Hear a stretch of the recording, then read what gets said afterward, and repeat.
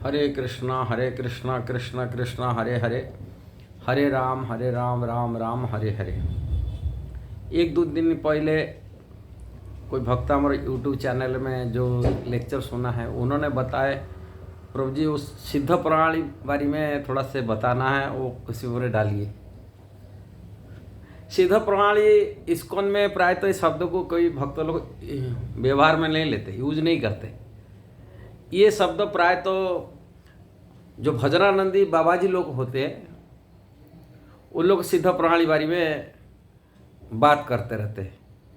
जैसे राधा कुंड है, बरसना में है, कोई जगह जो भजनानंदी साधु रहते कि वृंदावन में कोई भजनानंदी करते, ये लोग को इस सिद्ध प्रणाली पर ज़्यादा महत्व देते हैं, वो प्रणाली पे भजन करने के लिए बताते हैं। इस्कॉन में ये व्यवहार में ये शब्द में नहीं आता है सिद्ध प्रणाली बारे में। किंतु सिद्ध प्रणाली क्या है, किसको सिद्ध प्रणाली कहते हैं, और इस्कॉन में क्यों ये व्यवहार नहीं लेते हैं, ये सभी के बारे में आज ये वीडियो में चर्चा करने के लिए प्रयास कर रहा हूँ। और श्रील प्रभुपाद इसके ऊपर क्या बोले हैं, प्रभुपाद जी का मिशन में क्या है। एक चीज़ तो वैष्णव का अंदर में दो प्रकार के वैष्णव देखा मिलते हैं। गोष्ठानंदी वैष्णव जो सामूहिक रूप में प्रचार करते हैं, एक साथ में रहते हैं। ये लोग की जो भजन होता है, सेवा को ज़्यादा महत्व दिया जाता है। और संसार में प्रचार प्रसार में भगवान श्री कृष्ण के प्रचार प्रसार अपने जीवन को उत्सर्ग करते। जो भजनानंदी साधु होते हैं, वो एक जगह धाम में रह कर के, एक कुटिया में एक व्यक्ति रह कर के भजन करते, मानसिक रूप में सेवा करते, विरक्त होकर के संसार से, संसारी लोगों के, विषयी लोगों से दूर रह करके एकांत में राधा कृष्ण की सेवा को मानसिक रूप में सेवा करते और भजन करते। माला करते हुए मानसिक रूप में सेवा करते। मानसिक सेवा कैसा होता है, जो सेवा अष्टकालीय लीला 8 प्रहर की लीला होता है। यहाँ अष्टमी लीला कहते ब्रज में, ब्रजवासी लोग। गौड़ीय परंपरा में अष्टकालीय लीला रूप में कृष्णदास कविराज गोस्वामी वर्णन किए है गोविंद लीलामृत। बाद में रूप गोस्वामी गौर गोविंद लीलामृत ऊपर अलग अलग आचार्य लोग, इसी परंपरा में कई लोग गौर गोविंद मैंने गौरांग महाप्रभु की लीला और राधा कृष्ण की लीला को मिला करके अष्टप्रहर माने 24 घंटा की जो लीला होता है भगवान की, शुरू में जैसे ही प्रातः लीला होता है, प्रातः माने ठाकुर जी शयन कर जागते हैं, जागरण होता है। रास लीला से भगवान शयन में जाते हैं, शयन के बाद में उसको निशांत लीला कहते हैं। और निशांत लीला सवेरे करीब 3:25 से 36 मिनट तक होता है। ठाकुर जी जागरण होता है, और जागरण में ठाकुर जी की मंगला आरती के जो भोग लगता है, फिर इसके बाद में ठाकुर जी की आरती होता है। निशांत लीला के वर्णन गोविंद लीलामृत वर्णन किया गया। ऐसा ही पुण्य 8 बजे जो सागर ठाकुर जी जाते हैं अपनी घर से, जागरण उठने के बाद में ठाकुर जी मंगला आरती, फिर बाद में जागते जाते ब्रेकफास्ट होता है, ठाकुर जी गाय चराने के लिए जाते हैं। पर ऐसे इस प्रकार 8 प्रहर के हर 3 घंटा में ये लीला परिवर्तन हो जाता है। अब हर लीला के हर 8 प्रहर जो होता है, एक प्रहर 3 घंटा होता है, 24 प्रहर का लीला है। और वो माने 24 माने 8 प्रहर का लीला, 24 घंटा की लीला। हर 3 घंटा में अलग अलग लीला का मानसिक रूप में चिंतन करते हुए मानसिक रूप में सेवा करते हैं। और वो सेवा करते, मानसिक रूप में सेवा करते हुए अपना माला करते। भजनानंदी साधु प्रायतः इसी लीला को चिंतन कर अपने भजन करते हैं। संपूर्ण वैरागी, संपूर्ण में गृहस्थ जो सांसारिक लोग से, भौतिकवादी लोग से दूर रह करके अपने भजन में लगते, ना संसारी चीज़ बात करते हैं, ना संसारी चीज़ खाते हैं, उनका संगति करते हैं। उनसे दूर रह करके निरंतर जो भजन में लगने वाले होते हैं, अब वो सिद्ध प्रणाली नाम से प्रसिद्ध है। सिद्ध प्रणाली में उनको सिखा जाता है, ट्रेनिंग दिया जाता है उनकी सिद्ध प्रणाली की कैसा भजन करना चाहिए, और वो मन रूपे तो तैयारी करना चाहिए। ये बात इस्कॉन में प्राय तो प्रचलित नहीं होता है। इस्कॉन में श्रील प्रभुपाद श्रील रूप गोस्वामी के सिद्धांत को महत्व दिए। श्रील रूप गोस्वामी इस स्तर को भजन करने के लिए कहे, उन्होंने भजनानंदी की जो सिद्ध प्रणाली माने भजन करने जो पद्धति है, माने सिद्धि प्राप्ति करने के लिए उसको सिद्ध प्रणाली कहते हैं। माने सिद्धि प्राप्ति करने के लिए जो पद्धति को कहते हैं सिद्ध प्रणाली। और सिद्धि प्राप्ति करने के लिए साधक भक्तों की कैसा साधक होना चाहिए, और साधक के उस स्तर दो प्रकार डिवाइड किए। जो बात वर्णन किया गया भक्ति रसामृत सिंधु में, भक्ति रसामृत सिंधु के आधार पर श्रील प्रभुपाद अपना मिशन बनाया, माने इस्कॉन बनाया। उसी सिद्धांत पर श्रील प्रभुपाद कहे, हमको जो रूप गोस्वामी बताए भक्ति रसामृत में भक्तों की दो कैटेगरी के होते हैं, डिवाइड के। एक साधक भक्त दो प्रकार के होते हैं। एक प्रकार होता है वैद्य भक्त होता है, दूसरा भक्त होता है रागानुग भक्त होता है। वैद्य भक्ति जो विधि विधान को नियम को पालन करते हुए भक्ति करते, शास्त्र के नियम के गुरु के आदेश पर पालन करते। फिर बाद में जो वैद्य भक्ति परिपक्व हो जाता है, वो भक्त रागानुग स्तर को आ जाता है, रागानुग भक्ति करते हैं। रागानुग भक्ति का अर्थ होता है जो रागात्मिका भक्त, रागात्मिका शब्द व्यवहार किए श्रील रूप गोस्वामी और प्रभुपाद इसमें अपनी बुक में लिखे है। रागात्मिक भक्त जो भगवान के नित्य परिकर होते, जैसे गोलोक वृंदावन में भगवान के नंद बाबा है, जसोदा माता हैं, गोपियाँ हैं, गोप सखा हैं, ये भगवान श्री कृष्ण की सेवा में लगा होते। अष्टप्रहर जिला लीला में उनका नित्य लीला में लगे हुए, वो लीला को अनुकरण करते हुए माने अनुसरण करते हुए उनकी अनुगत होकर के नंद बाबा की, जसोदा माता की, गोपियाँ की, गोप सखा की अनुगत होकर के पुण्य उनको सेवा करना है। वही रागानुग भक्ति जो सिद्ध प्रणाली जो बाबा जी लोग जैसा करते वो स्तर को आना है। क्यों डायरेक्ट कोई भी नया नवागत माने नया दीक्षित भक्त वो स्तर को नहीं आ सकता है। और रूप गोस्वामी बात पुष्टि करते भी भक्ति रसामृत सिंधु में, जब तक व्यक्ति के मन में संसार की वासनाएं, इंद्रिय तृप्ति की वासना, विशेषकर काम वासना की वासनाएं लुप्त नहीं हुआ, इंद्रिय तृप्ति की वासना खत्म नहीं हुआ, वो रागानुग स्तर भक्ति को आ नहीं सकता है। इसके लिए उनको वैद्य भक्ति माध्यम से गुरु निर्देश में, गुरु के आदेश अनुजाई गुरु शरण में जा करके उनकी सिद्धांत पर जैसे जो भक्ति सिखाते उसके आदेश पर चलते हुए वैद्य भक्ति को माने जाजन करे, साधन करे, और धीरे धीरे धीरे धीरे करते करते पुण्य वो स्तर को प्राप्ति करे, जो स्तर को जाने से संसार की वासना से मुक्त हो जाए। पुण्य वो भगवान के नित्य परिकर भाव भक्त जो हैं, इसको रागात्मिक भक्त कहते हैं। रागात्मिक भक्त की शरण में अनुसरण करते हुए पुण्य मानसिक रूप में वो सेवा करे।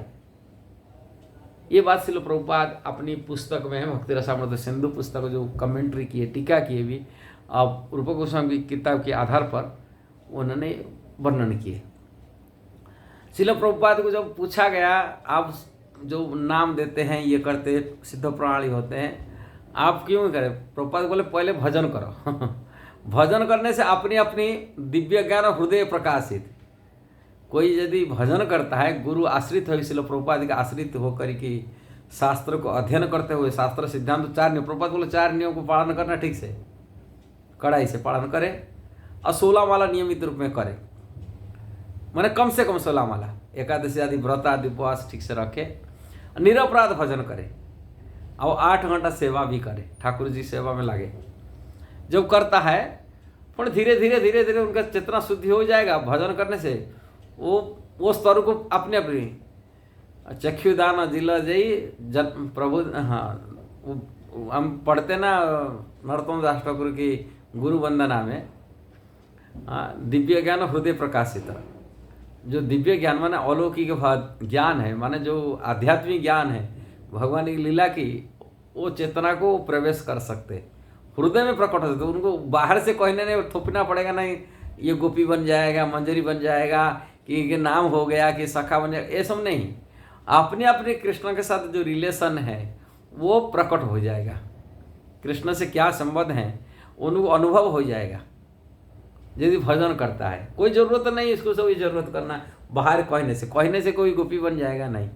बहुत लोग सहजिया होते ये चीज़ को बोल देते, तुम ये गोपी हो गया, ये मंजरी हो गया, कहा देते, किंतु जो जिसको कह रहे वो कुछ दिन बाद जाके शादी कर रहा है। माने इसकी संसारिक भोग वासना अभी तक खत्म नहीं हुआ, इंद्रिय तृप्ति वासना खत्म नहीं हुआ, फिर वो गोपी बन रहा है। कि संसार की पूजा प्रतिष्ठा मान सम्मान की इच्छा से बहुत प्रभावित है। वो पुणी गोपी मन कर मैं तो ठाकुर जी का सखी हूँ, मंजर बन गया, किंतु लाभ पूजा प्रतिष्ठा पर से इतना लाड़ सखी हूँ मैं। यूट्यूब चैनल खोल करके बैठी के अपनी एकांत मिलन कर रहा है, लोगों को मिला करके अपनी पब्लिसिटी कर, संसारी लोगों को मिल रहा है। भजनानंदी साधु जो कभी संसारी लोगों को मिल रहा है कि बड़े बड़े नेता मंत्री को मिल रहा है, अपनी नाम फेमस कराने दिखा रहा है। दिखावा करने वाला व्यक्ति कभी वो स्तर को नहीं आ सकता है। इसलिए ये सब चीज़ गुप्त रहस्य भजन अपनी जो भजन साधन नरोत्तम दास ठाकुर है, अपनी भजन न कहिए जथा तथा, क्या भजन कर रहा है, क्या भगवान के साथ रिलेशन है, ये हर जगह पब्लिसिटी करना कोई आवश्यकता नहीं पड़ता है। और जिस दिन पब्लिसिटी कर लेता है उनका भजन खत्म हो जाता है। ये प्रैक्टिकल की बात है, कारण ये आचार्यों की सिद्धांत बात है, मैं नहीं बोलूँ। अब भक्ति नरोत्तम दास ठाकुर की प्रेम भक्ति चंद्रिका पढ़ लीजिए, उन्होंने वर्णन किए हैं ये सब वर्णन। संसार को देखा हुआ व्यक्ति कृष्ण दर्शन नहीं कर सकता, और कृष्ण देखने वाला व्यक्ति संसार को दिखाता नहीं।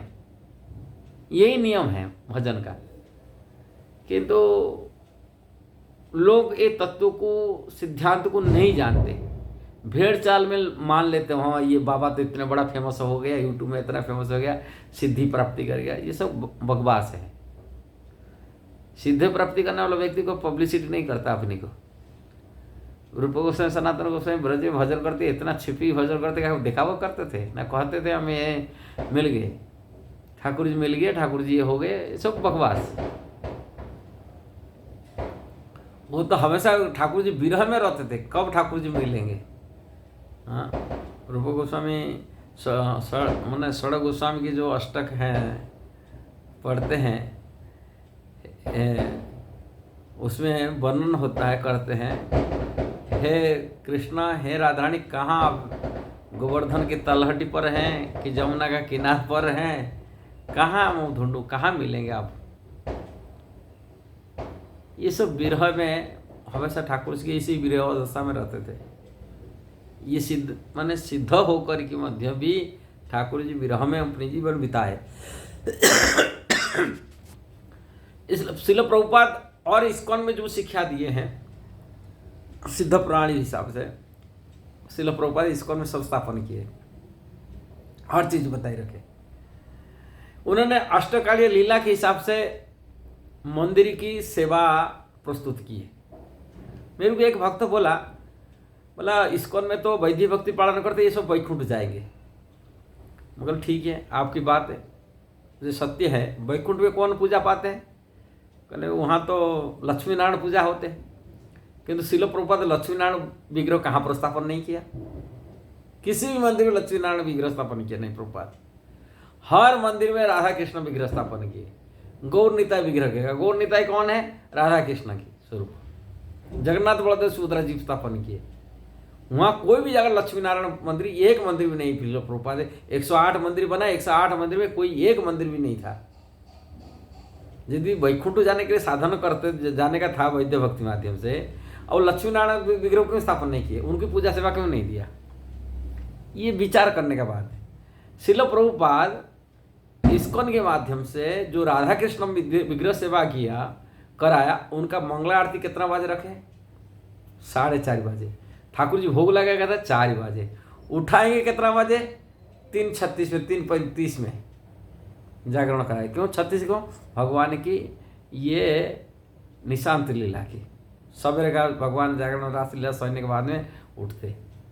अब उसी हिसाब से नंदबाबू के घर में पूरा 6-7 आरती जो होता है, भोग लगता है, 7 टाइम भोग लगता है इस्कॉन की, जो सिस्टम बनाया, सभी अष्टकालीय लीला की टाइम अनुଯାयी उन्होंने आरती पद्धति पूजा व्यवहार कराया।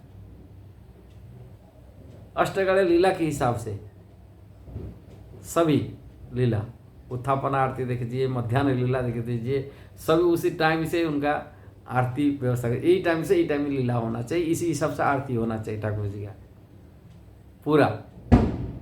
आनंद बाबा घर में ठाकुर जी मतलब ऐसा नहीं जो जगन्नाथपुरी जैसे 12 बजे 1 बजे तक जागरण कर देना, नहीं, यही टाइम से सोना, यही टाइम से साको सुलाना, यही टाइम से उठाना। प्रभुपाद क्यों बनाया? ये सब अष्टकालीय लीला के हिसाब से आरती। इसलिए प्रभुपाद इनको प्रैक्टिकल सेवा में लगाया, ये भक्ति को, जो अष्टकालीय लीला है अब वो लगा। और सिद्ध प्रणाली यही है, भगवान की प्राप्ति करने के लिए जो साधन भक्ति किया जाता है, और साधन भक्ति को शास्त्र के आधार पर हो, गुरु की निर्देशना पर हो, फिर परवर्ती में यदि भक्त परिपक्व हो जाता है, कनिष्ठ से मध्यम, मध्यम से उत्तम अधिकारी भक्त बनकर के वो मानसिक रूप में सेवा कर सकता है और दुनिया भर कृष्ण का प्रचार कर सकता है। और प्रचार को महत्व दिया, कारण हम कृष्ण के सुख के लिए करते हैं, अपने सुख के लिए नहीं, अपने के लिए नहीं, कृष्ण के लिए। कृष्ण का आदेश है ये वाणी पर, उनके सुख के लिए महाप्रभु का आदेश है। महाप्रभु कौन है? राधा कृष्ण विग्रह है, स्वरूप है, दोनों इनकी आदेश है प्रचार में लगाना। और अपना सुख छोड़िए, अपने उद्धार के लिए नहीं करते, मैं उद्धार हो जाऊंगा ऐसे एकांत करके भगवान है, संसार का कल्याण के लिए ये प्रचार करते हैं। संसार कैसे उद्धार हो, तो संसार की कैसा कल्याण हो, अब कृष्ण का निर्देश यही है, महाप्रभु भगवान चैतन्य महाप्रभु का निर्देश यही है, यही सिद्ध प्रणाली है। यदि वीडियो सही लगा जरूर उसको शेयर करना, सब्सक्राइब करना, लाइक कमेंट देना। हरे कृष्णा।